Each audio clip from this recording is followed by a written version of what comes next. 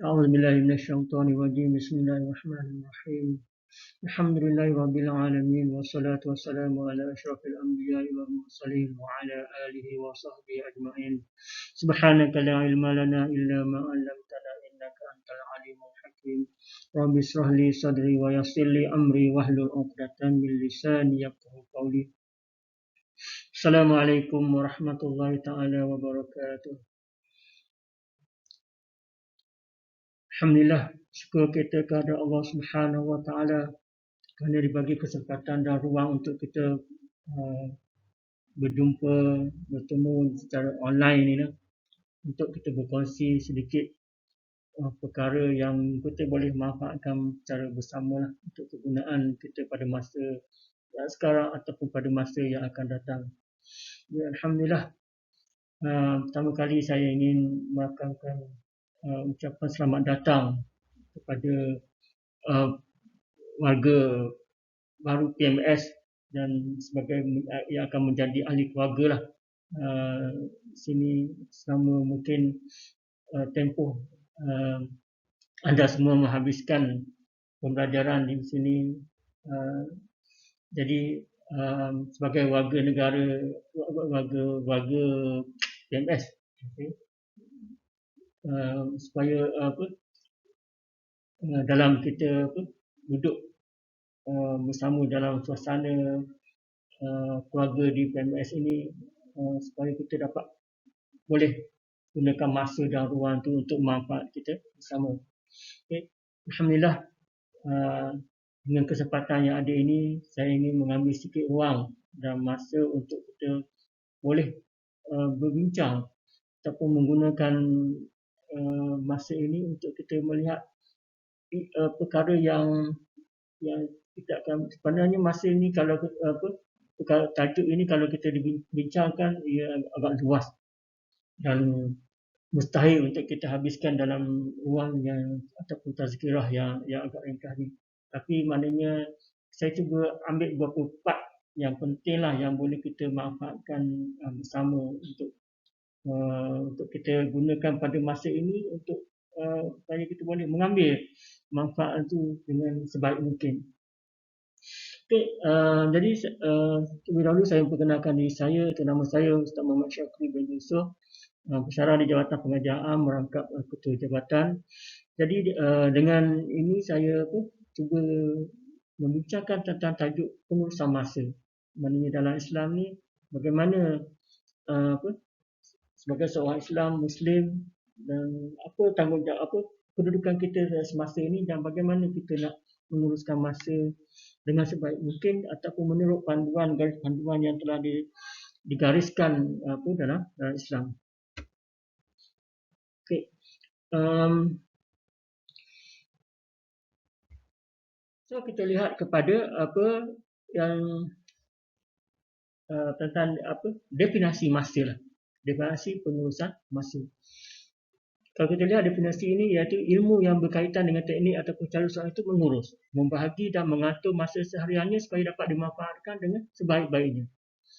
Jadi kita perlu menguasai ataupun perlu ada ilmu, ataupun dengan itu kita boleh menguruskan, membahagi, mengatur masa seharian kita yang ada pada kita ini 24 jam tu dengan sebaik mungkin.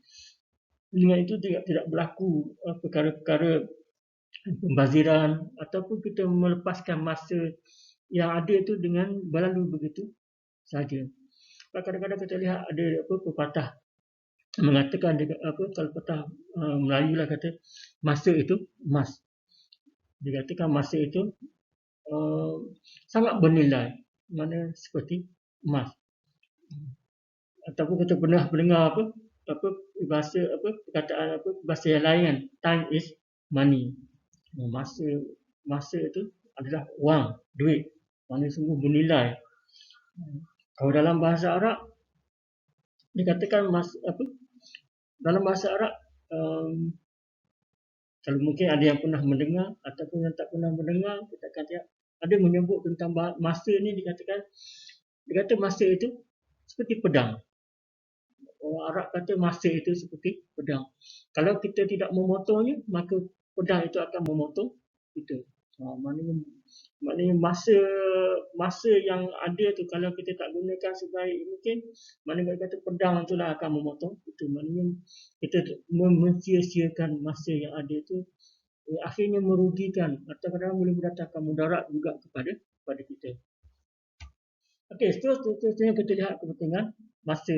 Bagaimana kita lihat apa yang disebutkan oleh Allah dalam surah Al-As ayat 1 hingga 3. Bismillahirrahmanirrahim. Wal 'asr innal insana lafi khusr illa allazina amanu wa 'amilus solihat wa tawasaw bil haqqi wa tawasaw bis sabr. Dalam surah Al-As ayat 1 hingga 3 ni Allah telah bersumpah dengan masa, mengatakan bahawa manusia ini sentiasa dalam kerugian kecuali orang-orang yang beriman dan beramal soleh. Mana orang yang jadi kemudian mereka yang berpesan-pesan dengan kebenaran dan berpesan-pesan dengan kesabaran. Jadi kalau kita lihat dalam ayat ini Allah SWT menerangkan manusia ini akan sentiasa dalam kerugian kecuali ada 4 benda yang kalau kita buat insya-Allah kita telah pun melaksanakan ataupun menggunakan masa itu dengan sebaik mungkin. Iaitu yang pertama beriman, iaitu beriman kepada Allah dengan sebenar-benar keimanan lah, iaitu memiliki akidah yang sahih lagi kukuh terhadap Allah dan apa yang disyariatkan olehnya. Maknanya kalau kita dah hidup di atas ataupun masa-masa yang kita berlalu di atas muka bumi ini, kita dengan kita ini ada keimanan kita kepada Allah, percaya masa yang ada itu kita tidak akan merugikan ataupun mensia-siakannya. Dan yang kedua melaksanakan amal soleh. Maknanya gunakan masa yang ada itu untuk melakukan amal-amal soleh, bukan sekadar zakat, solat, puasa, zakat, tapi gunakanlah dengan benda-benda amal soleh yang lain, seperti baik pada bapa, mengumpulkan silaturahim, kemudian cemerlang dalam pembelajaran, iaitu belajar dengan sebaik-baik mungkin dan profesional dalam kerjaya. Laksanakan kerja-kerja yang ataupun dalam kerja profesional kita, pekerjaan kita itu dengan sebaik-baiknya. Dan yang ketiga, berpesan dengan kebenaran, iaitu memberi nasihat, tunjuk ajar dan teguran kepada orang lain tentang perkara yang benar dan apa yang salah. Dan mana sama-sama rakan, sama-sama keluarga dan sebagainya, kita hendaklah sentiasa menyampaikan pesan, nasihat, tunjuk ajar. Mana sentiasa, mana benda-benda yang salah kita kena nasihatkan. Benda-benda yang benar, mana kalau benda yang baik, mana kena ataupun kena bagi pujian dan sebagainya. Maknanya tu mungkin boleh tingkatkan lagi apa kebaikan-kebaikan yang dibuat dan sebagainya. Dan seterusnya itu berpesan-pesan dengan kesabaran. Menasihat kepada orang lain agar sabar dalam menghadapi musibah serta sabar dalam melaksanakan perintah ataupun larangan Allah. Maknanya setiap kita ini kadang-kadang banyak diuji dengan musibah dan sebagainya. Musibah dan sebagainya itu dah ujian. Jadi bila kita diuji, kita kena sentiasa banyak bersabar. Sebab bila kita bersabar, kita akan mendapat ganjaran dari apa-apa yang datang kepada kita. Musibah yang datang tu dengan kesabaran yang ada tu, kita akan mendapat ganjaran yang cukup besar daripada Allah Subhanahu Wa Taala.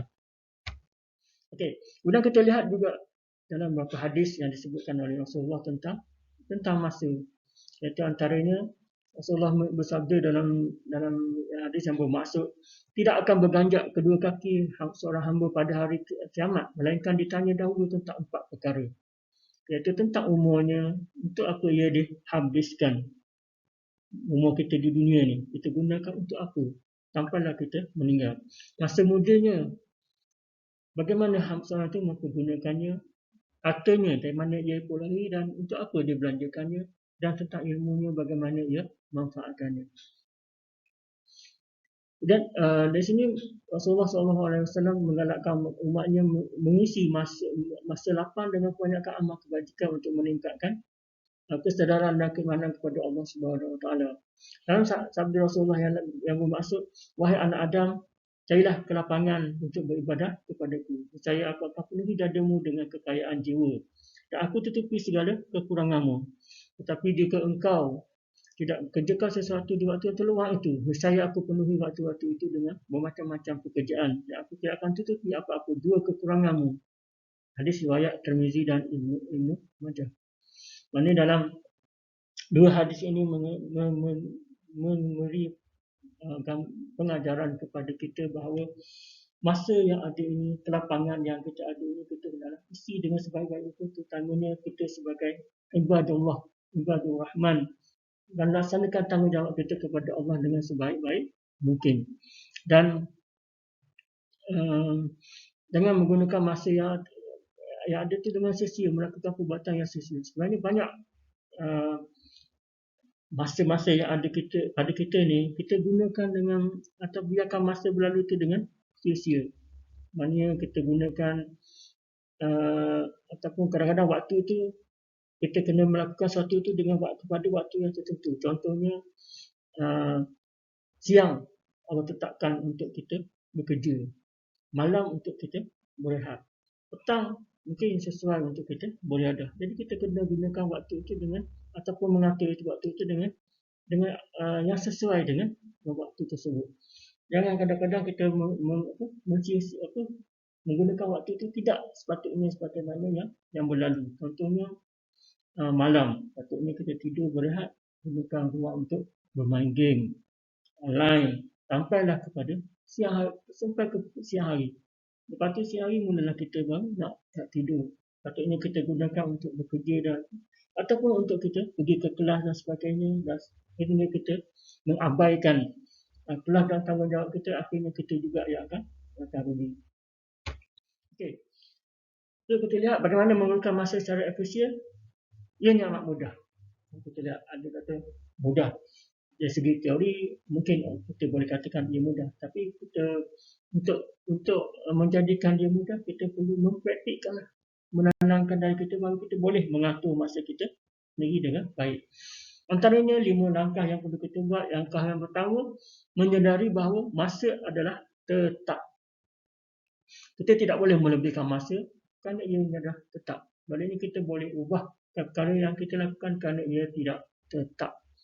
Maknanya ada banyak perkara yang kita perlu ada pada kita. Contohnya kita perlu belajar, kita perlu makan, kita perlu bermain, kita perlu apa lagi? Kita perlu bergurau senda dengan rakan-rakan, kita perlu bersembang, berborak dan sebagainya dengan rakan-rakan. Mungkin kalau kita duduk di asrama, mungkin rakan-rakan sebilik, rakan-rakan sama aras dan sebagainya. Jadi antaranya yang kita perlu buat, kita boleh membagikan masa untuk umpamanya kita kena menguruskan masa itu, iaitu yang pertama memberi tumpuan kepada masa untuk menuntut ilmu agama. Walaupun dalam jadual kita untuk pembelajaran kita mungkin ada kita kursus-kursus yang kita ambil, mungkin ada kursus-kursus yang berkaitan dengan bidang kita. Kemudian ada kursus-kursus tambahan yang berkaitan dengan ilmu agama. Kalau kurang yang berkaitan dengan ilmu agama itu, kita perlu butuhkan masa sendirilah untuk mencari ataupun menuntut ilmu agama. Seperti mendengar kuliah-kuliah agama, tazkirah yang kadang-kadang ada benda-benda yang kadang-kadang kita rasa kita tahu, tapi sebenarnya kita tidak tahu. Kemudian yang kedua, memberi tumpuan kepada jurusan yang diambil. Nanti apa yang kita perlu ikut follow jadual yang ada pada kita lah di kuliah, tutorial dan sebagainya. Kemudian memberi hati kepada hal ehwal ibu bapa di kampung. Maknanya kita perlu peruntukkan masa kita untuk mengambil tahu tentang keadaan ibu bapa kita di rumah. Di rumah lah senang. Macam mana kita menghubungi, tanya khabar dan sebagainya. Jadi jangan lupakan ibu bapa walaupun kita berada di jauh daripada kampung ataupun rumah, kerana hubungan kita dengan ibu bapa itu adalah sangat penting dalam ataupun kejayaan kita kadang-kadang bergantung kepada doa ibu bapa kita. Dan yang keempat, mencari satu aktiviti sukarelawan di kampus. Mana aktiviti sukarela ataupun CSR kan, badan-badan sukarela yang kita melibatkan aktiviti kemasyarakatan, gotong royong dan sebagainya, yang mana ia untuk kita bersosial dengan masyarakat setempat ataupun kita korbankan masa untuk kita mendekatkan ataupun berhubung dengan masyarakat setempat ataupun mengeratkan tali silaturahim. Seterusnya yang kedua iaitu fokus pada fokus dan prioriti, bukan rambang dan juga suka hati. Mana kita perlu fokus dalam melakukan sesuatu perkara. Kalau kita lihat di sini, fokus bermaksud memberi tumpuan kepada suatu perkara yang secara mendalam sehingga menguasainya secara luas. Maknanya kita buat sesuatu tu mesti concentrate betul-betul. Maknanya kata dengan tekun lah. Dan prioriti bermaksud menimbang satu perkara sama ada patut diutamakan ataupun dikemudiankan. Maknanya kena susun kita punya hierarki kerja kita, tugas kita tu mana yang perlu dilaksanakan dahulu, mana yang kemudian, kalau yang kemudian. Maknanya kalau kita perlu atur susun dia, kita lah yang managekan dia supaya benda yang kita buat tu mana yang dahulu kena dahulukan. Kadang-kadang ada tugasan tu kena buat sejak awal, ada tugasan tu kemudian dan sebagainya. Kita yang perlu mengatur dia, yang perlu susun dia daripada awal supaya kita boleh melaksanakan tugas-tugas kita itu dengan baik. Kemudian sebagai contohlah kita lihat menuntut ilmu agama dalam difokuskan kepada akidah. Kalau kita dalam ranking itu dalam ilmu yang kita patut belajar dalam bidang agama ni, yang paling utama adalah akidah. Awaluddin ma'rifatullah. Itu akidah lah. Apa-apa yang berkaitan dengan akidah, benda yang paling utama. Sebab tu yang lain-lain tu kadang-kadang kalau tak akan sempurna selagi akidah kita tidak sempurna. Kalau kita lihat pada sabda Rasulullah di sini, iaitu bermaksud sesungguhnya Allah Ta'ala mengasihi jika seorang tu beramal ataupun melakukan kerja itu, dia beramal dengan cemerlang, melakukan kerja itu dengan sebaik-baik mungkin, dengan tekun. Nanti ia akan dikasihi oleh Allah. Okey, yang ketiga iaitu menyedari bahawa masa tidak menunggu sesiapa. Okay, kadang-kadang kita melakukan perkara yang memberi gambaran seolah-olah masa menunggu kita. Kadang-kadang kita ada kata tak apalah, biarlah dulu. Mana kadang-kadang kita rasa masa kita ada terlalu banyak. Masa itu boleh berhenti, menunggu kita nak buat ni dan sebagainya. Akhirnya di kemudiannya kita akan dapati kita tidak cukup masa, terlalu sibuk hingga kadang-kadang akhirnya kita melepaskan tanggungjawab kita ataupun kita gagal melaksanakan tanggungjawab kita. Yang patutnya kita siapkan, kita tak siapkan, dan akhirnya kita akan menemui kegagalan. Disebabkan kita gagal meneruskan masa dengan baik. Jadi masa yang ada ataupun setiap masa yang ada yang berlalu itu, kita kena nilaikan dia tu dengan cukup-cukup berharga. Sebab masa yang berlalu tidak akan boleh diubah ataupun diambil kembali. Dan yang keempat iaitu di celah-celah masa ada masa. Iaitu di sini bermaksud kita mampu menggunakan masa secara maksimal jika kita bijak mengatur masa kita seharian. Ini kerana dalam masa yang terlalu sibuk sebenarnya ada masa yang kita boleh memanfaatkan, benda bergantung pada ataupun bagaimana kita merancang kerja kita.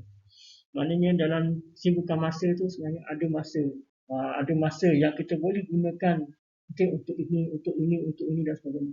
Kadang-kadang kalau kita tak mengambil berat tentang perkara tersebut, kita akan dalam kesibukan kita itu ada masa juga yang kita menyia-nyiakan masa.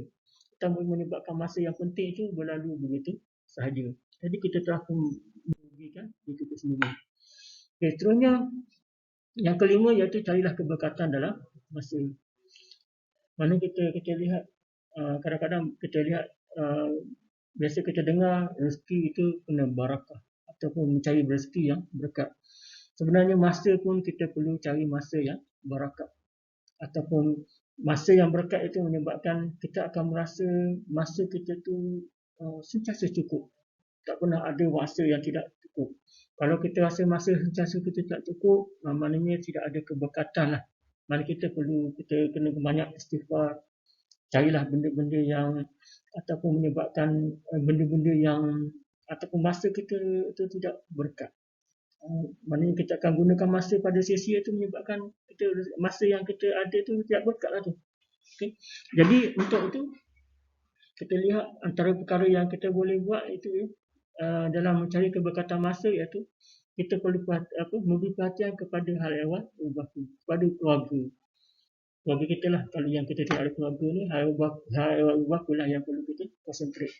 Jadi maknanya mintalah doa daripada ibu bapa untuk kejayaan kita ataupun uh, supaya ibu bapa itu mendoakan keberkatan untuk kita, sebab doa ibu bapa itu adalah doa yang uh, antara doa yang dimakbulkan oleh Allah. Kemudian yang kedua iaitu kita gunakan ataupun gunakan masa itu sebagai satu sedekah. Iaitu gunakan masa yang butuhkan masa itu untuk kita sedekahkan masa itu kepada amal-amal kemasyarakatan lah. Okey, jadi maknanya kita sedekahkan masa kita itu untuk kerja amal. Jadi di situ pun kita akan mendatangkan keberkatan kepada masa itu. Kadang-kadang masa yang kita gunakan untuk kerja-kerja amal ni, kita akan merasa kepuasan. Jadi kepuasan itu kita akan rasa satu ketenangan dan kita akan mendapat keberkatan lah daripada apa-apa kerja amal yang telah kita buat. Maknanya sebab tu kadang-kadang dalam kerja amal ni kita jangan mengharapkan ganjaran, sebab kita sudah pun mensedekahkan masa kita untuk manfaat ataupun ganjaran yang lebih besar daripada ganjaran yang sepatutnya yang kita harapkan daripada manusia. Sebab ganjaran sedekah itu adalah lebih besar ganjarannya daripada sisi Allah, daripada apa yang kalau kita harapkan daripada sisi manusia. Okay. Kemudian kalau kita lihat ataupun kita renung balik pada sabda Rasulullah SAW, dalam sebuah hadis disebut, rebutlah 5 perkara sebelum datang 5 perkara. Biasanya hadis ini saya rasa kita biasa dengar tentang peringatan ini, iaitu usia mudamu sebelum tua, masa sihatmu sebelum sakit, masa senangmu sebelum papa, masa hidupmu sebelum mati, dan masa lapangmu sebelum sibuk. Jadi 5 perkara ini kalau kita lihat, semuanya kita akan melalui benda ini sepanjang kita hidup ini. Antaranya kita akan melalui masa muda. Jika kita telah pun hidup, kalau yang sekarang ni, bagi yang kalau kategori waktu kata remaja lah, sebenarnya kita telah pun muda lah tu, remaja kan. Sebelum sampai kepada usia tua nanti kalau dah tak sihat, banyak tenaga dah kurang, jadi mana banyak beza. Jadi manfaatlah masa muda ni dengan sebaik-baik mungkin untuk kita gunakan kepada untuk menuntut, untuk membuat beramal dan sebagainya untuk bekalan kita untuk di akhirat nanti. Kemudian masa sihatmu sebelum sakit. Masa sihatlah kita nak buat banyak benda dan sebagainya untuk kita beramal dan membanyakkan amalan. Sebab kalau kita dah sakit, banyak-banyak benda yang menghalang. Mungkin dari segi masa, pergerakan, tenaga, keupayaan dan sebagainya. Dan masa senangmu sebelum papa, sebelum miskin. Masa kita senang, mana mungkin ada harta dan sebagainya. Kalau masa gunakanlah kesenangan kita itu dengan sebaik-baik mungkin, sebab sebelum datangnya masa susah. Sebab susah dan senang ni adalah ujian yang akan dilalui oleh manusia. Bukan, kadang-kadang kita tak sentiasanya senang. Ada masa nanti kita akan susah. Nanti kadang-kadang ada masa kita perlu membantu sebelum kita ini dibantu. Jangan masa kita boleh membantu, kita tak membantu, akhirnya pada masa yang kita susah, tak ada orang yang akan membantu kita. Dan masa hidup sebelum mati. Maknanya hidup kita ni, sepanjang hidup di dunia ni, apa yang kita perlu buat sebelum datangnya mati. Bila dah mati, apa-apa benda pun kita tidak boleh laksanakan lagi, sebab lepas mati itu kita akan tuai apa yang kita kerjakan di atas muka bumi ini. Sebab dunia ini adalah perjamatan ke akhirat. dan waktu di dunia inilah kita buat ataupun kita beramal untuk kita terima hasilnya di akhirat nanti. Kemudian masa lapang sebelum sibuk. Okey, kita banyak masa lapang, bermanfaatlah masa lapang itu untuk kita melaksanakan amal-amal yang soleh dengan sebaik mungkin. Sebab nanti kita akan datang waktu sibuk, akhirnya kita banyak benda-benda yang ataupun amal-amal yang ibadat-ibadat yang kadang-kadang kita rasa nak buat tapi kita tak sempat nak buat. Okey, jadi sebenarnya kita akan lihat dari segi setiap individu Muslim dalam membutuhkan masa seperti berikut. Secara ringkas ni kita akan lihat kita sebagai seorang orang Islam kita perlu peruntukkan masa kita yang ada seharian ini pada beberapa perkara. Antara yang pertama beribadat kepada Allah. Kita perlu ada masa untuk beribadat. Maknanya ibadat wajib dan kemudian ibadat sunat. Maknanya peruntukkan masa dengan sebaik-baik mungkin. Dan peruntukkan masa untuk bekerja. Dengan asyik beribadat, kerja tak buat, tak boleh juga. Maknanya kerja pun kalau kita lihat ianya sebagai satu ibadah, tuntutan kepada kita untuk kita hidup di atas muka bumi ini. Jadi carilah ruang kerja ataupun pekerjaan yang baik yang bertepatan dengan syariat supaya masa yang kita gunakan itu tidak sia-sia ataupun pada jalan yang tidak disukai ataupun tidak diredai oleh Allah. Dan masa untuk menambah intelektual, ilmu. Gunakan masa untuk pembelajaran formal ataupun tidak. Membaca, bincang, menerima ilmu dan sebagainya. Dan masa untuk keluarga. Gunakan peruntukan masa untuk keluarga sama ada bagi yang dah berkeluarga, gunakan masa untuk berkeluarga. Kalau yang belum berkeluarga, masa kepada ibu bapa kita kena susun ataupun uruskan masa itu dengan sebaik mungkin.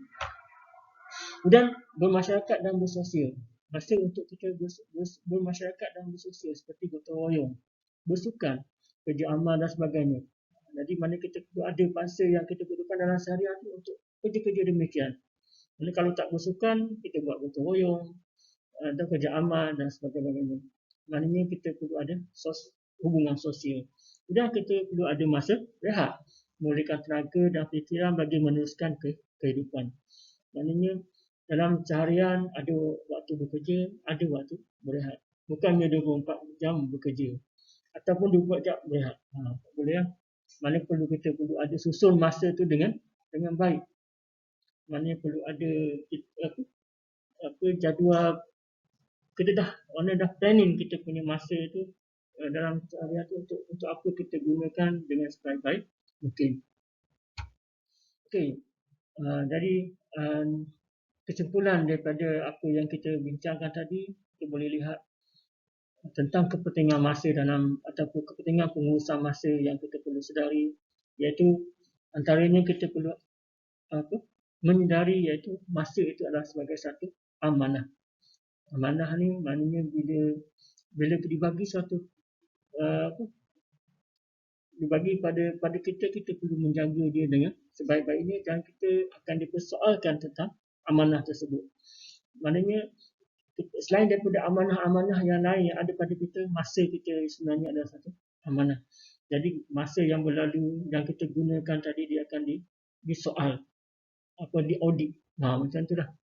Maknanya kita gunakan untuk apa kita gunakan untuk pada perkara sia-sia ke ataupun pada ibadah kepada Allah ke dan sebagainya. Sebab masa yang tempoh yang ada sebenarnya tidak panjang. Umur kita di dunia ini adalah tidak panjang sebenarnya. Masa kita adalah terhad. Jadi itulah masa yang akan perlu kita gunakan untuk kita menimba ataupun mencari ataupun mendapatkan ganjaran yang sebaik-baik mungkin sebagai satu bekalan untuk kita pada perjalanan kita di alam ataupun kita akan gunakan ataupun tuai dia di alam akhirat. Maknanya kalau sedikit-sedikit, kalau tak ada lah. Maknanya begitulah masa-masa yang ada pada kita itu mendatangkan manfaat kepada kita ataupun mendatangkan tidak mendatangkan perkara-perkara yang bermanfaat ataupun lebih mendukacitakan kalau masa yang kita dah lalui sepanjang kita hidup di dunia tidak ada satu ganjaran kebaikan, hanya mendatangkan dosa untuk kita tanggung di akhirat nanti. Kemudian seterusnya kita perlu ada disiplin yang dalam menguruskan masa yang baik. Mana kita perlu berdisiplin dalam menguruskan masa uh, supaya kita boleh menjadi seorang yang berjaya. Kalau kita lihat tokoh-tokoh yang berjaya, sebenarnya mereka adalah orang-orang yang telah menguruskan masa mereka itu dengan baik. Maksudnya tidak membiarkan masa-masa itu berlalu dengan sia-sia. Sebab tu mereka kadang-kadang ada yang berpegang dengan pepatah yang cik cakap tadi lah. Masa itu emas ataupun masa itu lebih berharga daripada emas, bergantung kepada kefahaman dia dan disiplin dia dalam menguruskan masa tersebut.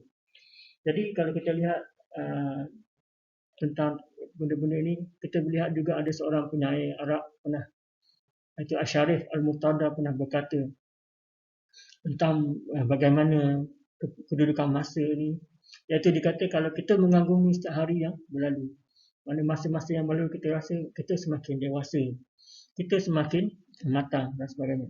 Sedangkan hari yang berlalu itu sebenarnya makin menyusutkan umur kita. Yang itu yang penting kita perlu ingat tu. Mana setiap detik yang berlalu itu sebenarnya detik itu menyebabkan umur kita ni dah semakin kurang. Sebab tu Rasulullah sebut orang yang paling bijak itu orang yang sentiasa mengingati mati. Sebab umur-umur yang kita lalui ini sebenarnya menyebabkan kita semakin jarak kita dengan kubur ataupun alam barzah tu semakin dekat. Okay. Jadi semoga sedikit perbincangan ataupun sedikit mentazkirah ini maka ia boleh memberi manfaat ataupun kegunaan untuk kita bersama-sama mengambil iktibar dalam kita memuhasabah ataupun menyedari tentang hakikat masa hidup kita di atas muka bumi ini dan tentang masa yang dipunyakan untuk kita. Sebab kadang-kadang masa yang berlalu itu hanya kita tinggalkan sebagai satu sejarah. Apa yang ada pada kita sekarang ini adalah kenyataan dan tinggal hari esok dan seterusnya untuk kita jadikan sebagai satu impian ataupun cita-cita itu untuk kita, apa yang kita nak kejar lagi dan sebagainya. Jadi semoga kita dapat manfaatkan masa kita itu dengan baik dan kita menjadi seorang yang sentiasa menghargai masa dan menepati masa. Sekian wabillahi taufiq wal hidayah. Assalamualaikum warahmatullahi taala wabarakatuh.